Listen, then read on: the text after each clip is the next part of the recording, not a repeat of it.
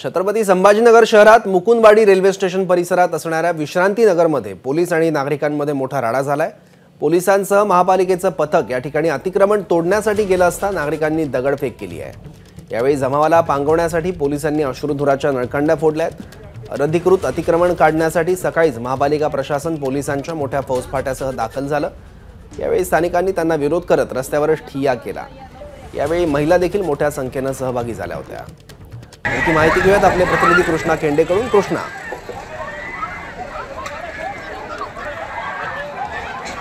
आत्ता आपण पाहतो की पोलीस आणि अतिक्रमण विभाग महानगरपालिकेच्या वतीनं अतिक्रमण काढण्याची कारवाई या ठिकाणी सुरू आहे। आणि आत्ता आपण जर पाहिलं तर इथे हे दृश्य आपण पाहू शकतो की ज्यांची घरं या अतिक्रमणात काढली गेली आहेत त्यांचा मात्र आक्रोश या ठिकाणी असलेला आपल्याला पाहायला मिळतो आहे की त्यांचं म्हणणं होतं की त्यांना थोडा वेळ द्यायला हवा होता।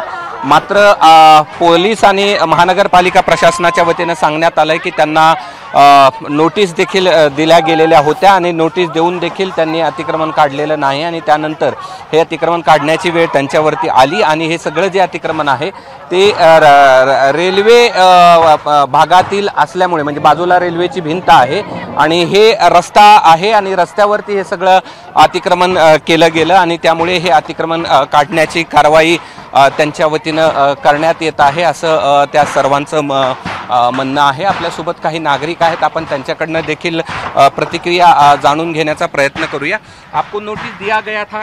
ए बाजी, हाँ नोटिस दिया गया है। हाँ जी, हाँ। साल के बाद में 3 दिन पहले दिया गया। 22 साल के बाद में 3 दिन पहले नोटिस दिया। 22 साल से क्या कर रहे थे?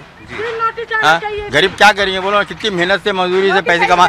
आपको जब यहाँ पे कुछ डीपी प्लान था तो आपने बोर्ड लगा देना गवर्नमेंट का कि यहाँ डीपी प्लान है और यहाँ कोई खरीदो मत।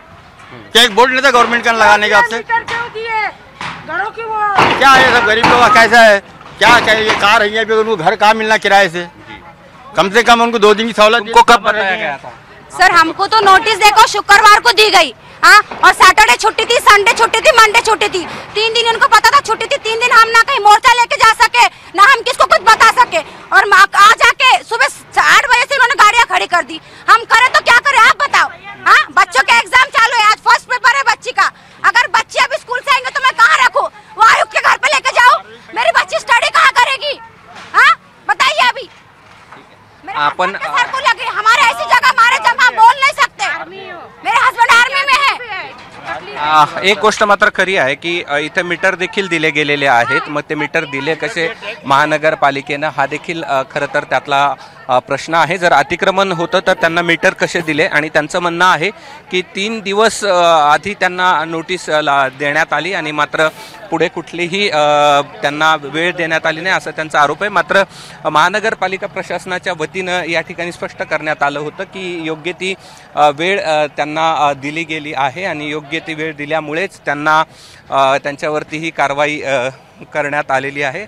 आपल्यासोबत पोलीस अधिकारी पण आहेत, आपण त्यांच्याशी देखील बोलण्याचा प्रयत्न करूया की काय नेमकी कारवाई आहे आणि कशामुळे ही कारवाई केली जाते आहे। एसीपी साहेब एक एसीपी साहेब, आपण त्यांच्याशी या ठिकाणी बोलण्याचा प्रयत्न करूया।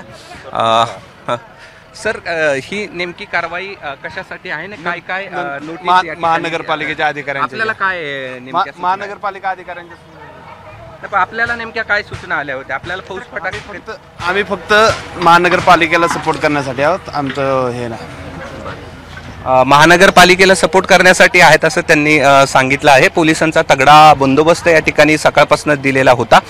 महानगरपालिकेचे अधिकारी म्हणतात की वेळेवर त्यांना सूचना देण्यात आलेली होती आणि नागरिकांचं म्हणणं आहे की कुठल्याही प्रकारची सूचना दिली नाही। 3 दिवसाच्या नोटीसवरच हे सगळं काम केलं गेलं। काही वेळापूर्वी या ठिकाणी राडा देखील झालेला होता। पोलीस आणि नागरिकांच्या मध्ये दगडफेक झाली, अश्रुधुराच्या नळकांड्या पोलिसांना फोडाव्या लागलेल्या होत्या। यामध्ये काही लोक देखील जखमी झालेले होते आणि त्यानंतर आता ही कारवाई आता शांततेत आहे। मात्र आत्ता स्थिती कंट्रोलमध्ये जरी असली तरी लोक काही जे ते आपलं सामान घेऊन जाण्याचा प्रयत्न या ठिकाणी करतात। महानगरपालिकेचे अधिकारी आपल्यासोबत आहेत। मला सांगा की कधी नोटीस दिलेली होती यांना, काय काय केलेलं होतं? अरे भाई बोला।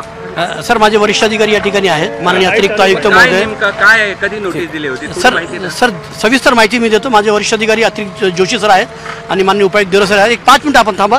हे 2-3 आमचे स्ट्रक्चर काढले की तुम्हाला सविस्तर माहिती देतो. हे महानगरपालिकेचे अधिकारी होते. आता मात्र कुठलाही तणाव या परिस्थिती तणाव आहे, मात्र कुठलाही अनुचित प्रकार घडलेला नाहीये. बरोबर आहे. सौरभ. एका पाठोपाठ एक वरिष्ठ अधिकारी देखील घटनास्थळावर दाखल होत आहेत. कृष्णा, धन्यवाद या सगळ्यांची माहिती आमच्यापर्यंत पोहोचवली त्यासाठी. एबीपी माझा, उघडा डोळे बघा नीट.